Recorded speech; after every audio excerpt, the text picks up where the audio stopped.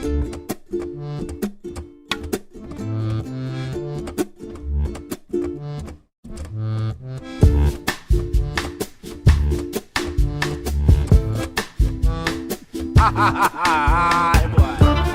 une déambulation historique et passionnée, sensible, j'ai envie de dire, à travers la ville.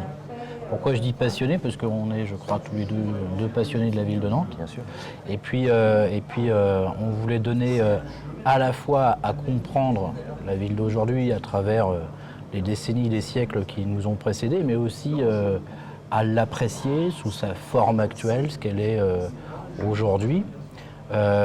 C'est cette double entrée d'ailleurs qui a à la fois régi la rédaction des textes, le choix des visuels, le choix du parcours. C'est pas un livre qui se veut savant, pas du tout. C'est avant tout un ouvrage de passion. On prend par la main un peu le lecteur pour lui faire découvrir la ville, et pour ceux qui la connaissent déjà, leur permettre de la redécouvrir ou alors découvrir des petits recoins, des choses un peu insolites, des choses qu'ils ne connaissent pas. Vu que le livre est déjà sorti depuis maintenant quelques mois, on a certains retours et ceux qui connaissent déjà bien la ville pourtant découvrent encore des choses à travers ce livre.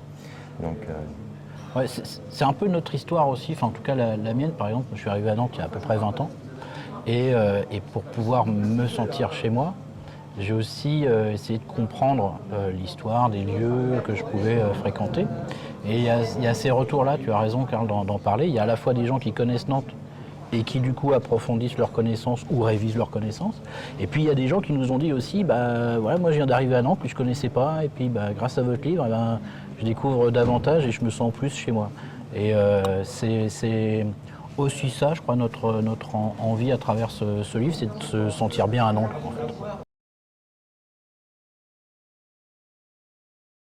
Alors on pourrait parler de lieux insolites ou bien de lieux nouveaux. Par exemple, c'est vrai qu'on aborde aussi le laboratoire d'architecture contemporaine qui est aujourd'hui le quartier de la création. Mais ça va être aussi parfois des regards insolites sur des lieux que l'on connaît ou que l'on croit connaître. Comme évidemment le passage Pommeraye, on est passé par là, mais est-ce que vous connaissez certains détails des ferronneries ou des sculptures? Pas forcément. Karl, tu en parleras mieux que moi, mais quand je t'avais proposé par exemple de faire la photo des anges dorés de la basilique Saint-Nicolas, ça c'était... Ouais, je connaissais, j'avais jamais fait attention qu'il y avait des anges dorés en haut de la basilique Saint-Nicolas, alors que je l'ai déjà photographié plusieurs fois. Et donc là, j'étais ravi de découvrir ça et de la mettre en valeur aussi. C'est quelques recoins du quartier du Bouffay, par exemple. C'est beaucoup de recoins aussi dans le centre-ville un peu élargi. Puis c'est la redécouverte de certains personnages. Enfin, par exemple, dans l'arrivée à Nantes, on fait aussi reparler Barbara qui disait quand je suis sorti de la gare, Nantes m'était inconnue. On se replace aussi dans les pas et dans le regard de ces personnages fictifs pour certains, réels pour d'autres. Par exemple, le capitaine Nemo que l'on voit à Chantenay. Le but, c'était aussi de repartir sur ces personnages dont on a parfois un peu oublié qu'ils étaient liés à Nantes. Si tu veux, le point de départ, en tout cas pour ma part, ça a été de ressortir des vieilles notes que j'avais pu avoir jadis lorsque j'avais été membre, enfin je suis toujours membre de l'association Nantes Renaissance qui travaille sur la valorisation du patrimoine bâti de Nantes. Et j'avais organisé beaucoup de visites guidées. Et en fait, c'est cette expérience antérieure qui m'a resservi. J'ai pris beaucoup de plaisir à ressortir des vieilles notes. Et en fait, il n'y a pas eu d'aide particulière aujourd'hui, mais parce qu'on partait d'un capital, à la fois moi pour les textes et puis toi un capital sur les photos aussi. Ouais. J'avais déjà un fonds propre d'images et aussi après il fallait quand même faire quand même beaucoup de photos pour les nouvelles choses, les choses que je n'avais pas, les choses qu'on a découvertes ensemble. Après on s'est baladé ensemble, on a fait des déambulations tous les deux pour vraiment cibler les choses précises que tu voulais aussi mettre en avant dans le texte. Donc on a vraiment travaillé de concert pour pouvoir que les photos en fait soient vraiment en concordance avec le texte.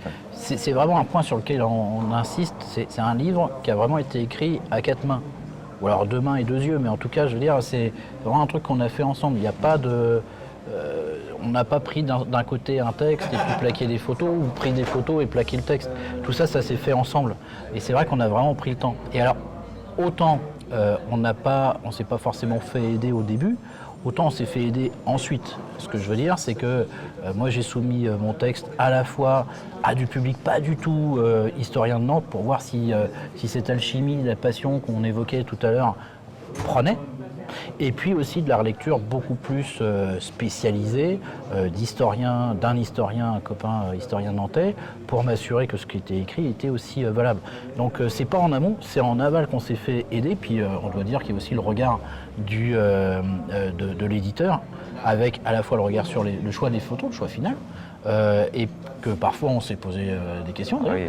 Et puis pareil, le regard sur les textes, quoi. Donc c'est